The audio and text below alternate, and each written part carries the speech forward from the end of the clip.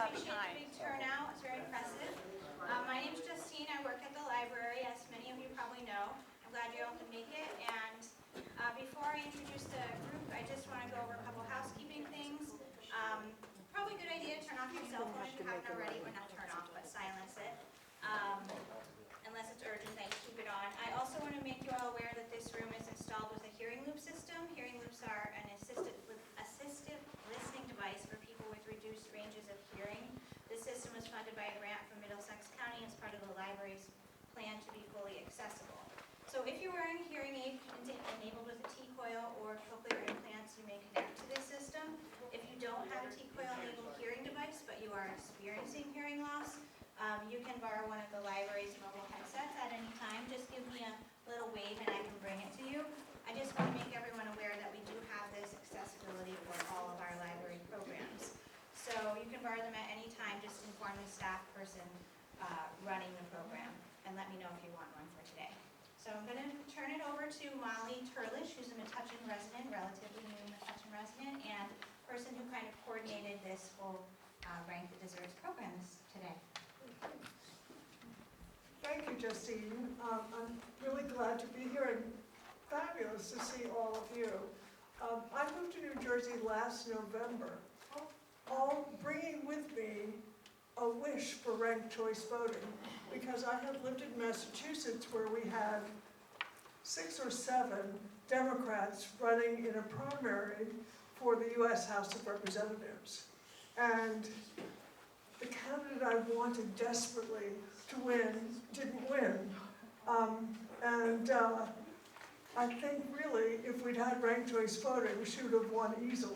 So I thought, what can I do about this? And various people I knew were also looking into ranked choice voting, and here I am a year or so later. Anyway, thank you all for coming. I'm a volunteer for Voter Choice New Jersey. I guess I said that, but I want to thank the library, Metuchen Public Library, for hosting this event. It's great. The space is perfect, and it's right across the street from where my daughter lives.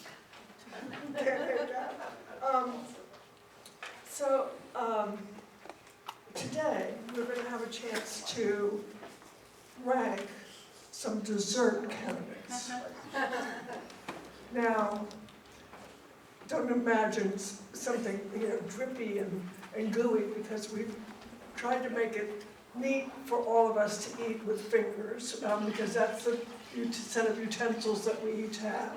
And but we'll have a chance to rank our favorites from our very favorite down to our least favorite if we choose to. And our voice and our vote will be counted no matter which one we vote for. And some of us think that might be a good way for us to vote in many more elections than this one. And we hope that by the end of this program, you will agree with that and want to join us in educating voters about this opportunity to vote in a different way and help move forward a proposal to have New Jersey able to choose ranked choice voting, because currently state law works against it. So I'm going to turn this over to Jeff Deese, who is our presenter, and I'll be back later to, almost forgot. This is the perfect time to stand up, go over to the tables in the back left corner from my point of view, and grab your desserts and your ballots and a pen or a pencil to write with if you don't have one with you. So go do that and then jump and start the presentation in just a minute. Let's go. All right, sorry. I was just waiting for everyone to get situated, but this is the last couple people. Kind of trickle in, so take your seats. I think we can get started. Hi everyone, my name is Jeff Deese, and I work with April and Molly and everyone else at Voter Choice New Jersey. Like we said before, thank you to the Metuchen Public Library and Justine and everyone else who works here for having us come to do this event. And while you are all enjoying your desserts, we're going to talk about what ranked choice voting is and why we want to bring it to the Garden State. So, just a quick intro. Voter Choice New Jersey is a grassroots, nonpartisan, nonprofit organization focused on bringing ranked choice voting to New Jersey. And before we talk about why we want ranked choice voting, let's talk about some of the problems with our political system today. Now, I imagine that many of you, in your voting experiences or in your daily lives, have noticed some of these problems. The first and most obvious is that we have a toxic level of political polarization in our country. Many studies show that the level of the electorate, people who align themselves with either party, every year have more and more negative views of people on the other side. But I don't think anyone needs a study to confirm that. You can just scroll through your news feed and watch cable TV news, and you'll probably see how much vitriol we have in our politics these days. Another issue is the lack of choices on our ballots. Although America is not the only country to have a predominantly two-party system, ours is particularly monolithic, and it's very rare that you see an alternative or independent candidate getting anywhere in a major election. Now, why is this? Part of it is because of something we call the spoiler effect. Now, maybe some of you have voted in an election before where there's a new, less established candidate who you really agree with. You really align with them, you agree with them on policy, but they're so fringe that you know that by voting for them, you're basically going to throw away your vote. And in fact, you might contribute to someone who you really don't want winning that election. We call this strategic voting.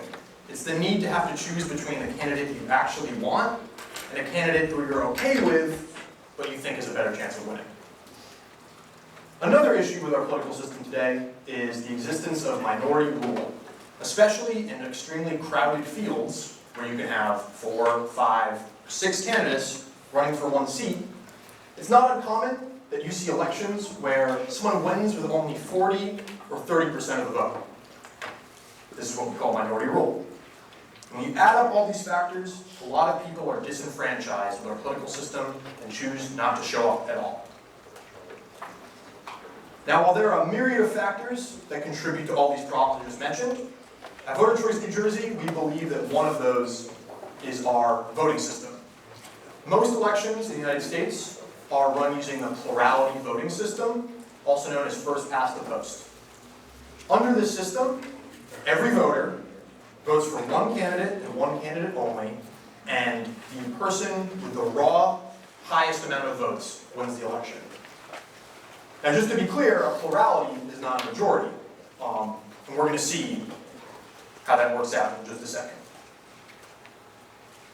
So, let's walk through a typical plurality election. This is the same type of election you've seen in any presidential election, congressional election, in the status quo, essentially.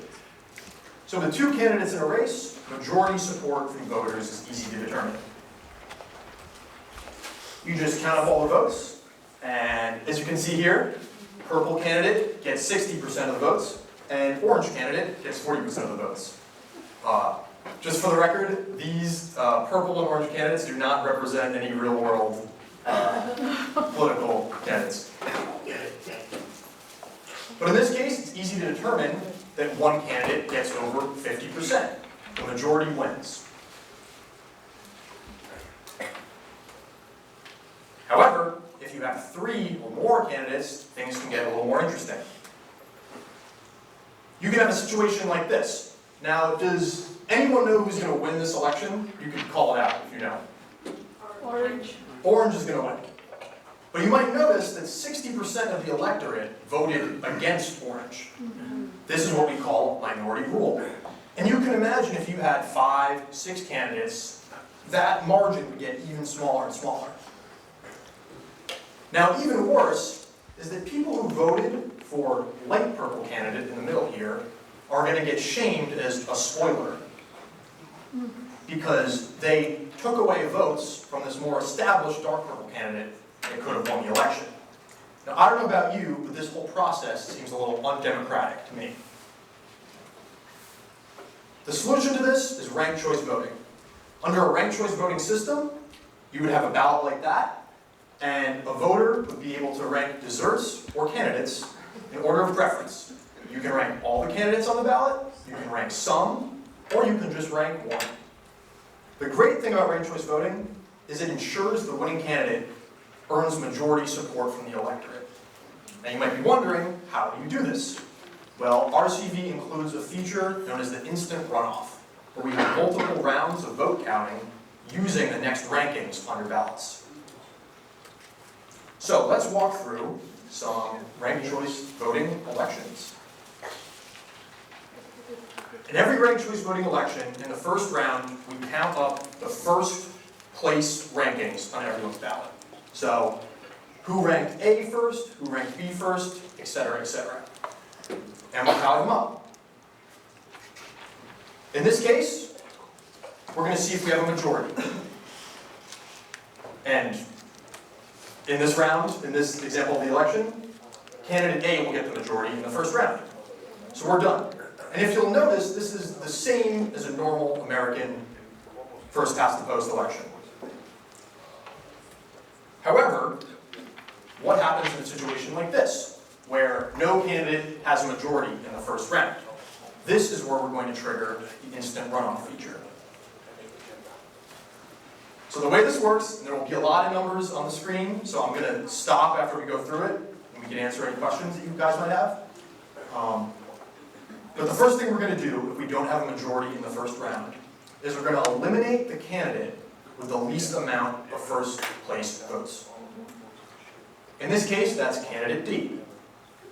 Now you might be wondering, if I ranked candidate D first, are you going to throw my ballot in the trash? No. We're going to look at your next available ranked candidate, and we're going to distribute those votes to the candidates who are still involved in the race. In this case, people who really liked candidate D, a lot of them were okay with candidate A, and a few of them were okay with candidate B. And we're going to check again. Do we have a majority? No, there's no majority. So we're going to repeat the process. Eliminate the lowest ranked candidate.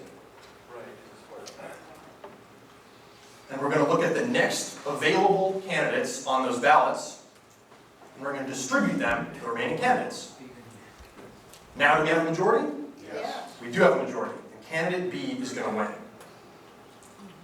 Now, does anyone have any questions about this process? Yes? How did you distribute the votes? So in round one, when you dropped the fourth one, and that person ranked A higher than B, and that's why A went up.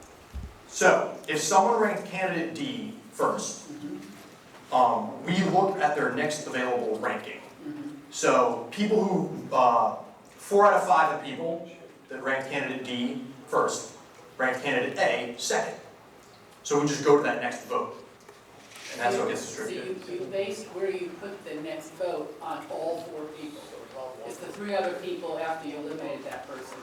No, it's only the next available one. So for instance, if you voted for candidate D first, Yes. and then let's say you only ranked one more candidate, because you don't have to rank all the candidates. If it was candidate A next, that would get distributed in the next Perfect, round. that's what I wanted. The remaining, if you rank all of them, the remaining votes, actually, the next rankings don't matter. It's just the next available one, once your first candidate is in. So I'm still getting my preference, it's just not a fewer number of candidates. Yes, yes. So, that's why we call it an instant runoff, because we use the next available ranked choice in the next round of voting. Yes? So, do I have to rank all, or can I just put like, what if I just have first three choices? You can do that. You can rank just one if you wanted to. The reason, if you have an especially crowded field and you really want to rank every single one, because there's a chance that there'll be a bunch of different rounds of voting, and the next available uneliminated choice would be like your backup vote. Realistically, you probably wouldn't have an extremely crowded field with lots and lots of rankings, but every one that you put is essentially a backup for the next round. So what do you suggest? Should we like rank all the available ones, or we just limit what we really like? It's totally up to you, basically. It doesn't, if you have a candidate you really, really like, you rank them first. If you have a candidate you're okay with, rank them second. If after that you hate all other candidates, you don't rank them. Don't even worry about it. But if you have done extensive research and you know exactly how you want to rank 7 or 8 candidates, totally up to you if you want to do that. So, yes? Okay, so in round one, if of that 5%, if let's say 1% or 1/5 of the people that voted that one first did not vote for anyone else, then in the second round, the percentage is determined by a different number of people. Yeah, I will say the percentage is a little misleading. Really, I should say, let's pretend there's 100 people. Yeah, I was just going to say do that. Yeah. So if you had, they voted for 5, but 4 of them said nothing, then in the round 2, you're figuring out the percentage of 96 people. If 4 of them did not vote for anyone else. Out of the 5 people that ranked candidate D first, Yes. if none of them rank the next choice, their Right. ballots are done. If that makes any sense. Say that again? If none of the people who ranked candidate D first Yeah. had a second choice, Yeah. their ballots are done. That's it. Right. That's why you have the next rankings, because if your candidate gets eliminated, it can be counted in the next round. Yeah, in the example, if 4 of them voted for nobody, Yes. and 1 of them voted for one of the other candidates, in round 2, you've got 96 votes to count, Yes, the one, and the percentage would be based on how many of 96. essentially. Okay. Yeah.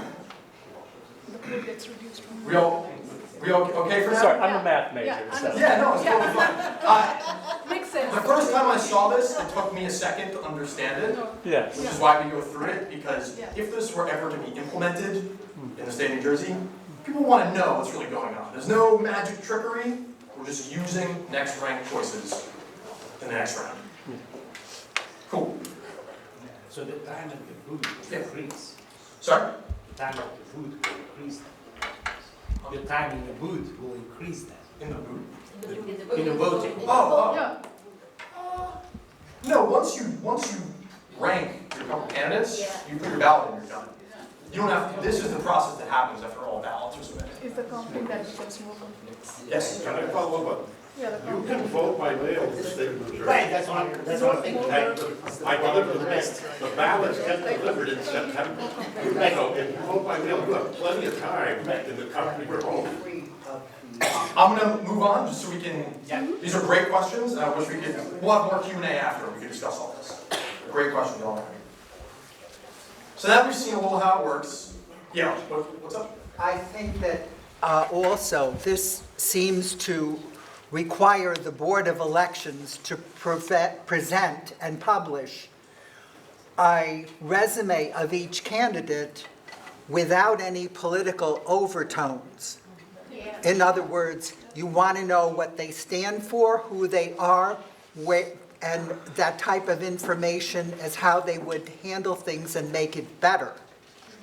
You would not want a partisan situation where the Republican committee publishes this about these people and then trashes the Democrats, and vice versa, where the Democrats publish all this wonderful stuff and trash the Republicans.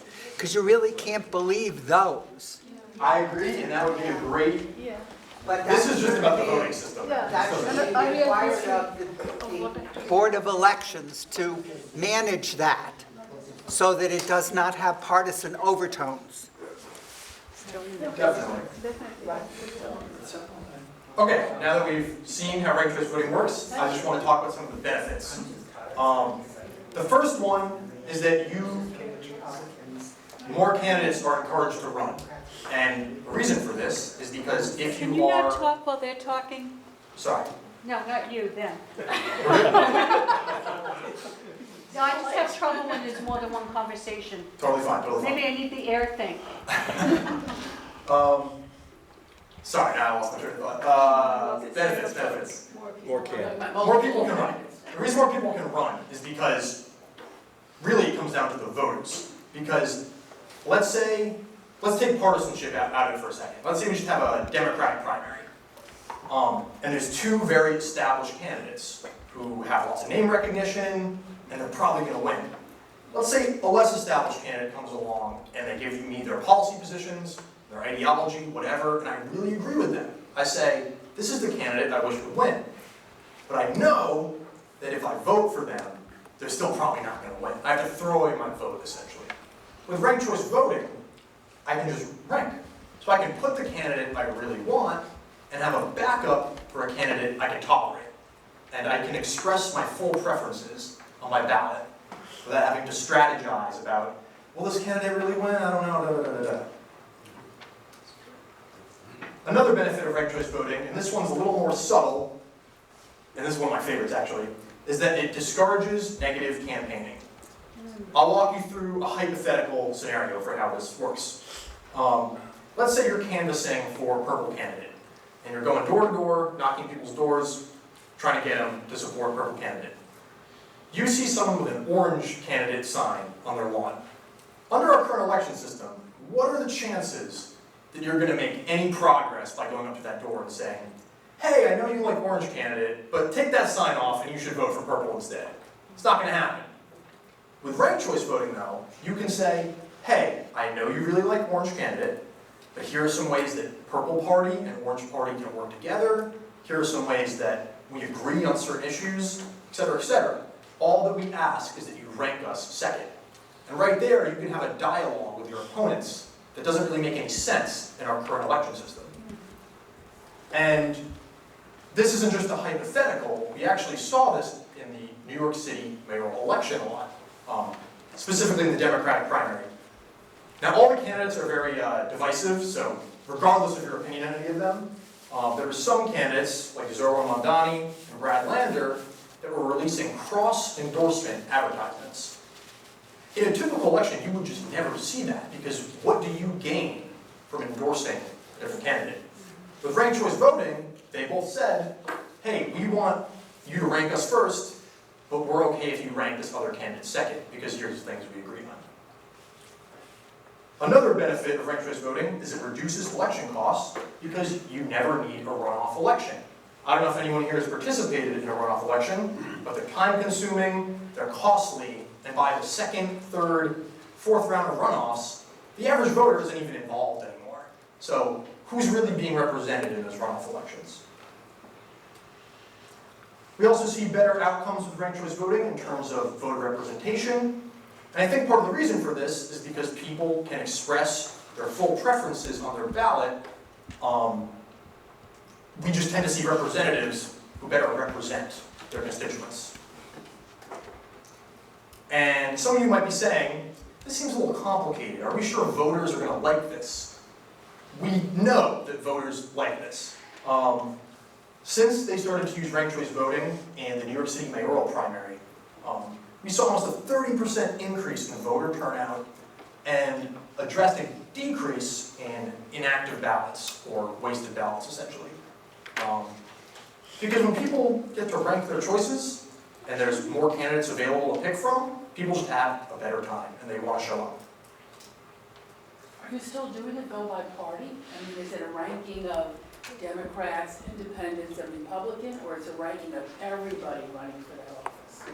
In the case of the New York City mayoral primary, that was just for the Democrats. But in Ranked choice your voting, world, it would be everybody running for mayor. Anybody who met the requirements with signatures or whatever, running for mayor in that general election, that's how we would vote. We'd have 10 people and we would rank them. yes, and I mean, the Democratic Party themselves could hold their own primary to choose only one Democratic candidate. But if this happened, that'd probably be a little less necessary, because multiple Democrats could just run the general. Well, you do what Clone did. He's running as an independent. He's not running as a mayor. Exactly. Yeah, so now that we've talked about some things about... Sorry, yes, question? So New York City is going to ranked choice voting only for the primary? Yes, that's currently how it works. And the rest of the state doesn't have any ranked choice voting? The rest of New York State? I don't believe so. Maybe at a municipal level. I don't think so, though. I think it's just New York City Democratic mayoral primary. Could individual cities in New Jersey go to ranked choice voting without the state? Yes, that is exactly what we're trying to do right now. That's a perfect question, because now we can segue right into Voter Choice New Jersey's goals. So, this slide's actually a little outdated, but ranked choice voting is nothing new. It exists in states like Alaska and Maine for almost all their elections. And we also see it in municipalities across Massachusetts, California, and in countries like Scotland, Ireland, etc. But we don't have it in New Jersey yet. Why is that, and how are we trying to change that? So, the biggest problem is, and I think Molly alluded to this, ranked choice voting is not permitted for any elections in New Jersey right now. Municipalities like Metuchen, for instance, don't have the option to even use it in their election. They can't even try it out. All that Voter Choice New Jersey wants to do is pass state enabling legislation. This essentially says, the state government says, hey, if you're a city or municipality who wants to use ranked choice voting for your school board election or something else, you have the option. You don't have to do it, but it's there. But until we pass this, we still have to do other things to make progress. Those things we're doing are passing local resolutions and trigger ordinances. A resolution is essentially just an expression of the constituents' will. This is something they want. Has no binding effect on their elections. And a trigger ordinance is something that says, if the state enabling legislation gets passed, we're going to trigger RCV to be used in our local elections. What is the reason why it's not permitted? What is the reason? Yeah. It's just not in the New Jersey Constitution, essentially. Is there like a specific objection to that? I don't believe they ever, yeah, April. So the reason it's not permitted is because in state election law in New Jersey, the language in the law is that whichever candidate gets the most votes is the winner. The most is legally distinct from the majority. The majority is what we need to win in a ranked choice voting election. So it's the language of how the state election law is currently written that precludes ranked choice voting and really any other alternative voting mechanism. Perfect, yeah, you saved me there. I have a question. Sure. The bill that I think you're backing, okay, is Wicker's bill. Doesn't that only apply to primaries? Only applies to general elections. Yes. What? Only General applies to general. elections, not primaries. Okay.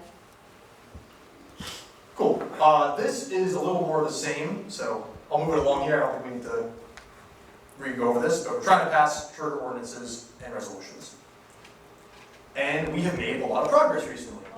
Just in the past couple of years, we've had resolutions and ordinances passed in Hoboken, Jersey City, Princeton, South Orange, etc., and etc. Collingswood, too? Yeah, I was going to say this slide is outdated because we passed another one like a couple weeks ago. Yes, yes. So the ball is rolling, and we're only picking up more steam on this because once people learn all about it, they tend to like it. Question? Sure. Would that take a referendum for the community to do it, or would it just be a case of the local government saying, this is what we're going to do? I think it depends on what. So in order to get ranked choice voting implemented and actually used by the voters themselves have to approve it. Local governments can pass these trigger ordinances and resolutions which tell the state government, hey, we want you to pass this bill to allow us to use ranked choice voting if we want to. And then if and when the state government passes that bill, allowing local elected officials and voters to choose ranked choice voting, a ballot question will be put in front of the voters of that town saying, do you want to use ranked choice voting? And the voters decide yes or no. Cool. Thank you, April, again. April's saving me over here. This is, she knows more than I do. I'm just here to talk. So, some things we do to get these things passed is we do stuff like rank the blank events, where you guys get to eat desserts, and then you rank them, and you see how RCV works. But we also do legislative outreach and advocacy. We try to build relationships with different organizations all across the state. And essentially, Voter Choice New Jersey is just an organization that gives advocates and activists resources and organizational tools to be able to do these things. But yeah, that is the end of the presentation. I'm sorry if I talked your ear off. That went a little longer than I thought it would. But I think now, if everyone's done with their ballot, or if you want to fill it out now, you can raise your hand when you're done, and we will pick it up. You can hand it off to any of our Voter Choice New Jersey volunteers, like me and Alex, Jeff, Molly, Zach. Any of these friendly faces, you can also just hold it up in the air and we'll come get it from you. While we actually count the votes, and then we'll be done, if anyone has any more questions, or wants to eat more food, The question was an option for ranked in vote. How does it work in a ranked choice? If someone writes in and do some the top three, like. I think that depends on how the municipality It works actually. exactly the same. It's just, probably your write-in candidate isn't going to win. So if you write in your write-in candidate as a first choice, probably the write-ins will be among the lowest vote-getting candidates, which means that they will be eliminated, and then your second choice vote will be counted instead. Unless it's Lisa Murkowski. Right. If you have a write-in candidate that ends up being extremely popular, your write-in candidate could win. But it's all based on popularity of what are the majority of voters want. Yes. Since most of these local elections are for school board, town council, things like that, can you, I know it's a complicated issue, but in very simple language for us, walk us through how this would work for multiple winners? Yes, it is. I don't think I have a visualization, but it is a similar process where you rank choices and people fill the seats, essentially, through multiple rounds until all the ballots are exhausted. I don't have a, I wish I had a, because there's some math that goes into it, but the process is essentially the same. You rank your preferences, and that's kind of how that's how each seat is weighted until they're all filled. So that's the basic way to put it. What was the question? It was about if you have a multi-winner election. Like You have 3 people for the school board and 6 are running? Yeah, so it's same thing. Everyone just ranks their choices, but you basically, as each candidate reaches a threshold in each round, they fill a seat until all the seats are filled. So there is multiple rounds. There's still the ranking. The math is just a little weird. Yes. Are there any provisions in the current New Jersey law for hand counting ballots? And if you have to hand count ranked choice ballots, is that going to take more time or less?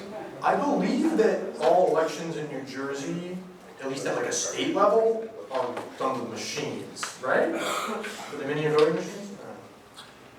I don't know about the specific hand counting. All right, I'm thinking of the Georgia 2020 Senate election, where they had the election, they had, I think, a machine recount, and then, no, it was for the presidential election in 2020. Yeah. They had the machine recount, and then they had a hand recount. Are there any provisions for a situation like that in New Jersey? Where you have a hand recount? Yeah. I don't know a specific one. I could imagine it would take a little bit longer, because there's multiple things you have to look at. But it's just one ballot per voter, and there's just a couple more slots on each one. So Even with ranked choice. yeah, I mean, it doesn't make, you can see the ballots. It is a little more complicated than just fill out one square, but instead it's like 1, 2, 3. It's you are definitely right that on a large scale, that could impact the time, but it just depends on how fast they can write things down and put it in the box, essentially.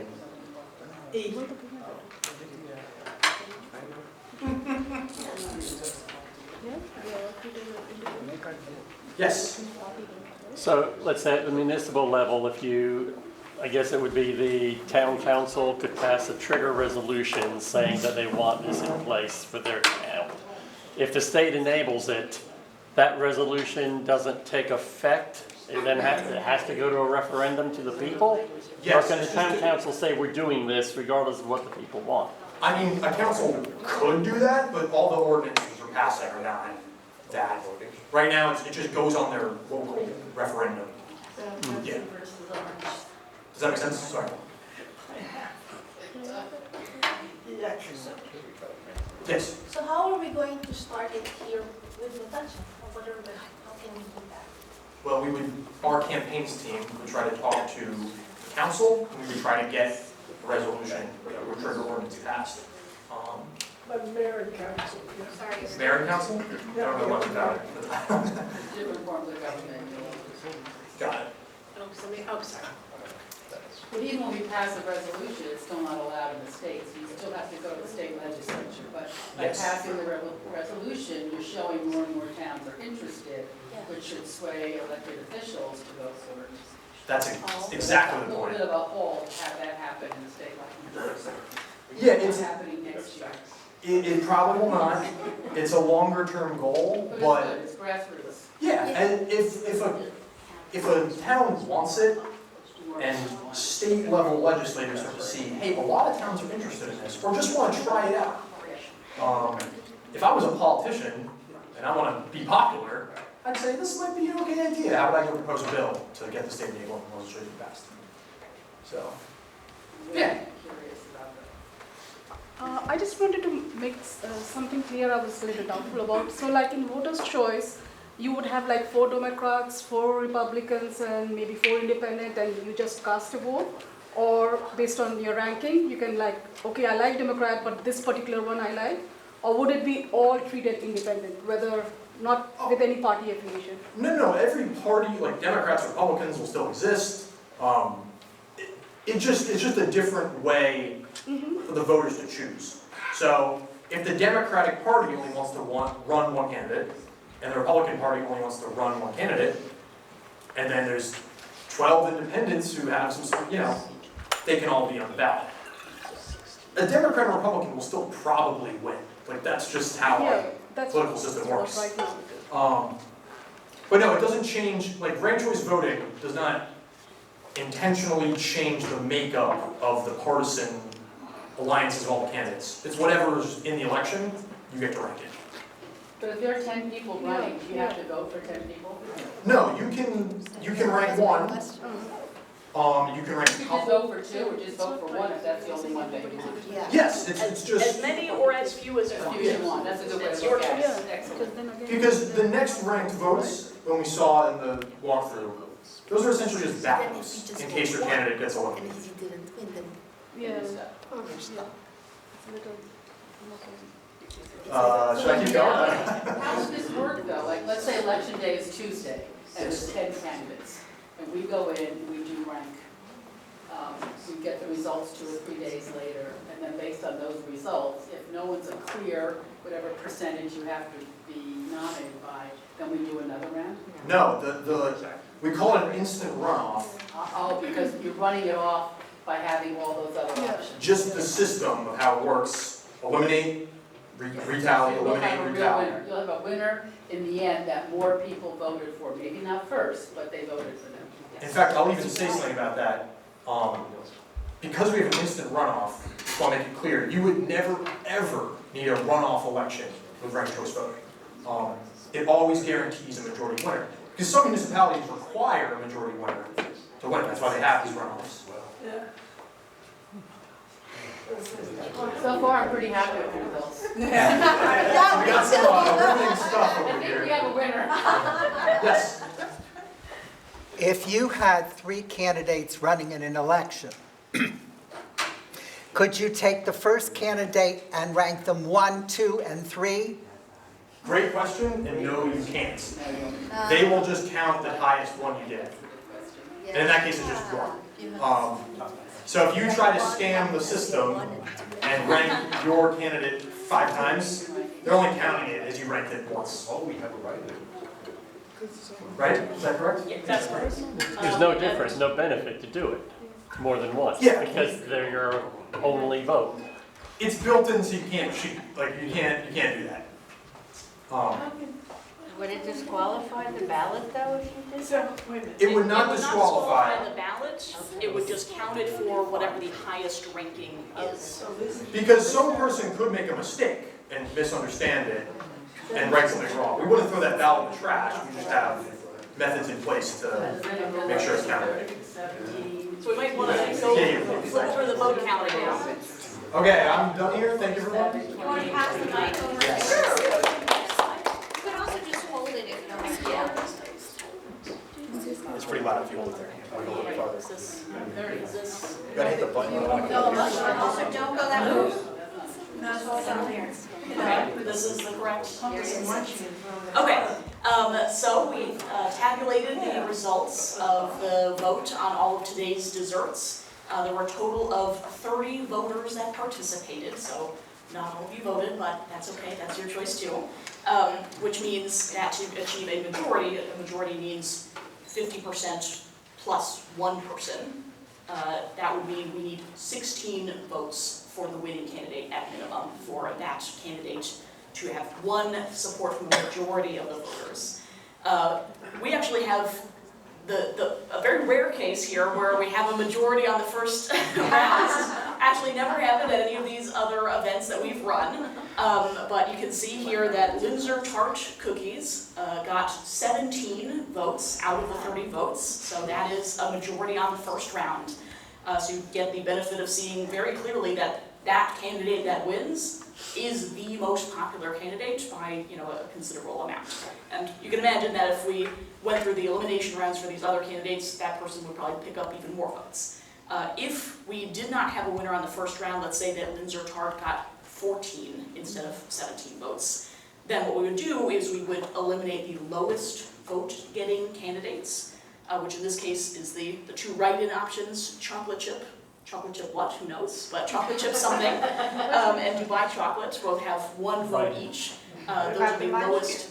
Well, Pumpkin Munchkins got 0, so, which is a bummer because I love Pumpkin Munchkins. I also forgot to vote because we were counting. Oops, that's on me. Otherwise, Pumpkin Munchkins would have gotten 1. But we don't redistribute any votes by eliminating Pumpkin Munchkins because there are 0 votes to redistribute. So the lowest vote getters who got at least a vote would be these two. And so then we would look at, who were the second choice candidates for chocolate chip and Dubai chocolate. So just for the heck of it, let's look at that. So the person who wrote in Dubai chocolate, their second choice was also Linzer Tart Cookies. And for the person who wrote in chocolate chip, their second choice was oatmeal raisin cookies. And so you can see sort of how that works, where you see the the vote distribution changing based on what the voters voted as their second choice. So again, a rare case where we have a winner on the first round. But if we didn't have that first round winner, then we would see, for all of these people that voted for the less popular candidates, who did they actually like next? And that would ensure that whoever actually won was supported by the majority of voters. And in some cases, that will still be the person or dessert that was in first place in the first round as it is. We might end up in a situation where Linzer Tart started with 14 votes and ended with 23 votes. That could totally happen. Which then shows you this candidate has a mandate to govern as the Linzer Tart cookie, that they have the most support from the voters. But it also definitely could be the case that maybe you have a come-from-behind winner. Maybe people really love chocolate cupcakes or really love oatmeal raisin, but just not quite enough to rank it as their first choice. So that's, it's not quite as instructive because we had a winner on the first round, but happy to take any questions about the vote tabulation process if people have them. Yeah? Just a strange scenario. Let's say that Linzer Tart was not the first one here. You had to go to a second round. Pumpkin Munchkins did not have any first vote. Yeah. But in a really weird scenario, what if everybody ranked that as their second choice? They drop out of the first round and would never get their popularity known? Yeah, so, in the case where you have the low vote getter that is, still on the ballots for a lot of people as a candidate that they would tolerate, we still give priority to the candidates that are liked by the, liked the most and by the most people. So it isn't just how many people can tolerate a candidate, it's how strongly do voters feel in favor of that candidate. There's a different alternative voting system called approval voting, where the mechanism for that essentially is you have a list of candidates and you look at that list and say, anyone I don't hate, I will mark off that I approve of them to govern. And then whichever candidate has the most people that approve of them as, yeah, they're good enough, I would take it. That person ends up being the winner. You can imagine that the problem with that then is you might have someone that isn't hated by anybody, but that no one actually is really happy with. And so then, you end up still with a government or, a leading dessert that doesn't actually really make people happy. But So- that will not require a change in the legislature, right? So the state election law does not allow for any alternative voting system. So you can't use ranked choice voting now. You also can't use, approval voting. You also can't use star voting. You can't use any other proposed alternative voting mechanism. We just are able to use plurality voting, which has all the problems that Jeff was describing before and that probably many of us have experienced as voters. In other states where they've done this, because I think as a country we're very polarized. So even though you have, 5 or 6 different desserts there, some desserts are red and some are green and some are blue. Yeah. People are going to vote red, green, blue. Does that still work? Because then it's really majority. It's how many reds vote versus blue versus green. If more reds vote, they're going to win over the green and the blue. Yeah, so it sounds like what you're asking is, in a hyper-polarized environment, does this still work? And the answer is yes, and it also is a contributing factor to decreasing the level of polarization, because then voters think more about, well, what actually do I have in common with these other candidates Or the issues that aren't my that- favorite? And candidates then will take the time and the energy to explain to voters what similarities they do have with some of their opponents. Still keeping their distinctions, still saying, I'm different from these people and here's why you should vote for me, but I do agree with the red candidate on this, and I do agree with the green candidate on this. And that is a way for voters then to see, oh, well actually, maybe that person isn't the devil. Maybe I would vote for them as my third choice or fourth choice. And being able to have that ability to rank, incentivizes both candidates and voters to think more about the candidates as human beings and less as just the labels, because right now what we see is just, red versus blue, whoever my opponent is, they're the devil, and that's why you have to vote for me. And that just generally isn't a very healthy society that is produced from that way of thinking. And so we get to see all of these candidates more for the complete picture of who they are as a human being or who they are as a dessert, the qualities that we don't like and the qualities that we do like, which then decreases that hyper-polarization of this person is all bad or this person is all good. Yes? So when it's a really close election, okay, so A and B both get 48% of the vote. Yeah. It's the people who voted for someone else who are going to get recounted, basically, because neither one has a majority. Exactly. If you have a close election where, you have a large percentage of people who have really strong feelings on this person and another large percentage that have really strong feelings on this other person, the voters that voted for these, less popular candidates, they're still part of the conversation. In the current plurality election system, they basically don't matter. They're treated as though, they essentially may as well not have voted, right? Is, the reality of how it works. In a ranked choice voting system, those voters who voted for the less popular candidates, their opinion still matters on, candidate A, candidate B, who each got 38% of the vote. Who do those voters like better? So if you voted for one of the 48% either way, your first choice, it stays there. Exactly. Nothing changes. Yes. It's the people who voted for the miscellaneous candidates, I'll call them. Exactly, yes. And that's, an important thing. The sort of technical term for that feature is the later no harm principle, which for normal people, what that actually means is that by ranking someone second, you are in no way harming the chances of the person that you ranked first. If you rank someone first and they're still in the running, your first choice vote stays with them, and anyone else that you ranked on your ballot doesn't matter unless your first choice candidate gets knocked out of the running. And then we look, who did you like the next best? Who's your backup option after that?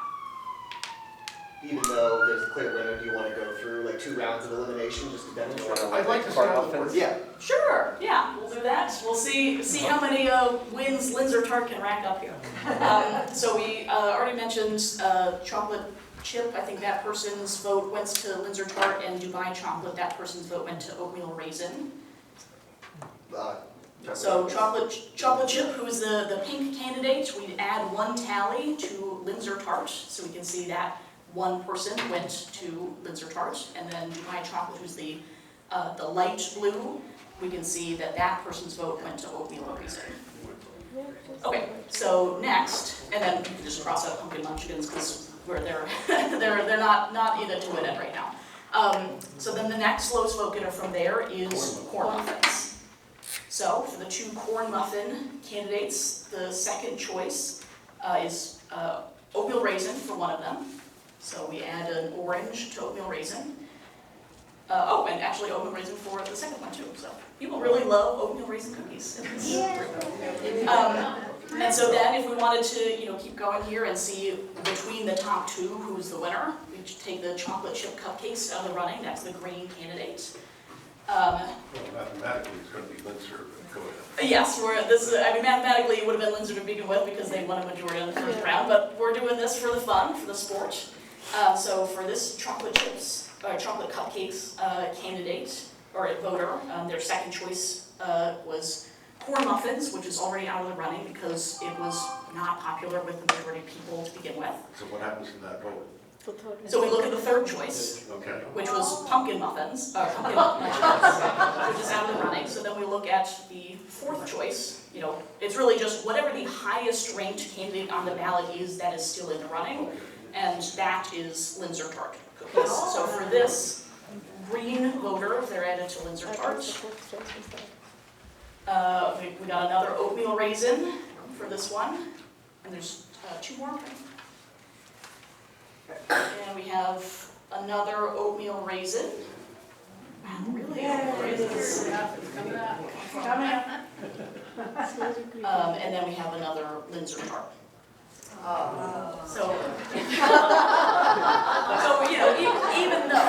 even though Lindsay or Tart was the winner, to begin with in the majority, we can still learn something from going through this exercise. We can learn that actually a surprising number of people like oatmeal raisin cookies. And we can see that even though that candidate isn't the winning candidate, they still matter to a significant portion of the voters. And so if we were talking about this in a real life political context, where we had the rounds going down to the final 2 candidates here, Lindsay or Tart would be the winner because they're supported by the majority of voters. But when Lindsay or Tart is governing and making policy decisions about what happens to their community, probably they would want to consult with oatmeal raisin and say, hey, what do you think about these decisions? Because a lot of people care about your views and agree with you. Yes, to my way of tasting, Lindsay and oatmeal have the moistest mouthfeel.